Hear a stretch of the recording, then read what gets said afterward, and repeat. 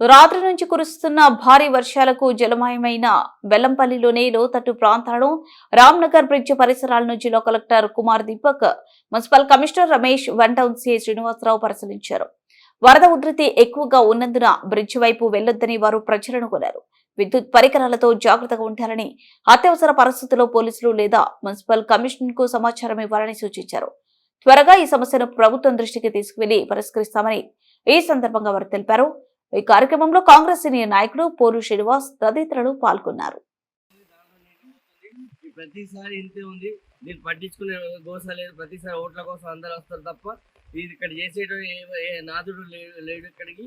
ఇది ఇప్పటికైనా పరిష్కారం చూపించండి, లేదంటే ఇట్లనే ఇల్లు నిండిపోయి ఏదైనా అయినప్పుడు బాగా ప్రాబ్లం అవుతుంది. అప్పటికల్లా అప్పుడు వచ్చి స్పందించి ఏం లాభం ఉండదు.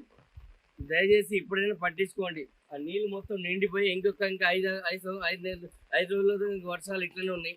ఇట్లనే ఉండిపోతాయి, ఇల్లు కొట్టుకుని పోతాయి. ఆ ఇంటి వెనకాల ఉన్న కాలనీ కూడా అట్లనే కొట్టుకుని పోతుంది. కాబట్టి ఇప్పుడైనా దాన్ని స్పందించండి, వెంటనే దీని మీద చర్య తీసుకోండి.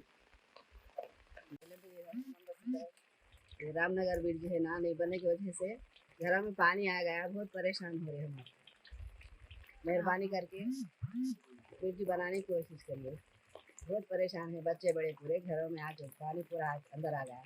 పట్టణ మున్సిపల్ కమిషనర్ గారికి మరియు పట్టణ అధికారులు కూడా తెలియజేయడం ఏమనగా,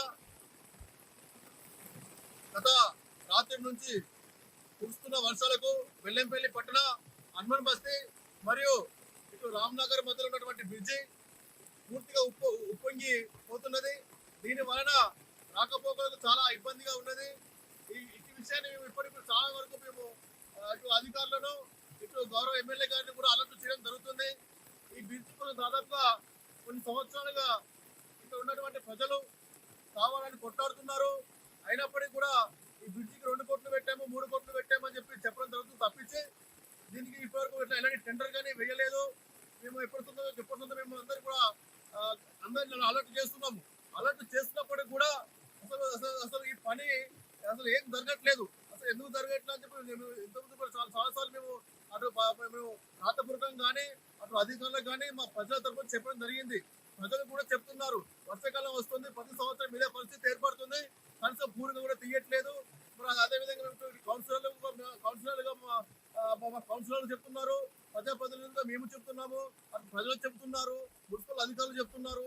కలెక్టర్ గారికి లెటర్ ఇచ్చాము, ఎమ్మెల్యే గారికి లెటర్ ఇచ్చాము, మున్సిపల్ కమిషనర్ గారికి లెటర్ ఇచ్చాము, ప్రతి ఒక్కరు చేశాము. మరి మేము అందరం అదేవిధంగా వాళ్ళు స్పందిస్తున్నారు, కానీ పని మాత్రం జరగట్లేదు. ఈ పని మనకి చెప్తున్నాము ఈ విధంగా ఇప్పటికీ